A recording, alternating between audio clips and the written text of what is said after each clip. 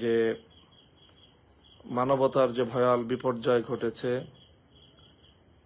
ফিলিস্তিনের গাজ্জা উপত্যকায়, সেখানে বর্বর হায়না গোষ্ঠী ইসরায়েলের বর্বরোচিত হামলায় যে মানবতার ভয়াল বিপর্যয় ঘটেছে, সেখানে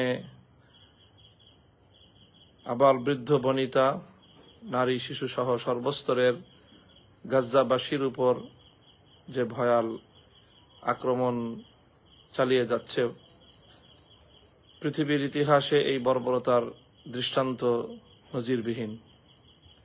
এই পরিস্থিতিতে গোটা বিশ্ব মানবতার পাশাপাশি বিশেষভাবে উম্মতে মুসলিমার উপর ঐতিহাসিক দায়িত্ব দাঁড়ায় গাজ্জাকে ইসরায়েলি আগ্রাসনের হাত থেকে রক্ষা করার জন্য তাদের পাশে দাঁড়ানো।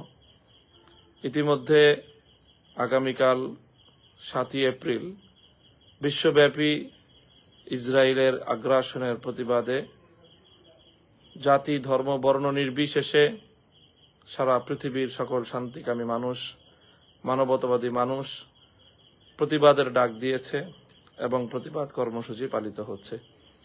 সেই ধারাবাহিকতায় বাংলাদেশেরও দলমত নির্বিশেষে সকল মানবিক গোষ্ঠীগুলো তারা গাজ্জার এই আক্রমণের এবং নির্বিচারে ফিলিস্তিন গাজ্জা উপত্যকাবাসীর উপর পরিচালিত ইসরায়েলি বর্বর হামলার বিরুদ্ধে প্রতিবাদের ডাক দিয়েছে।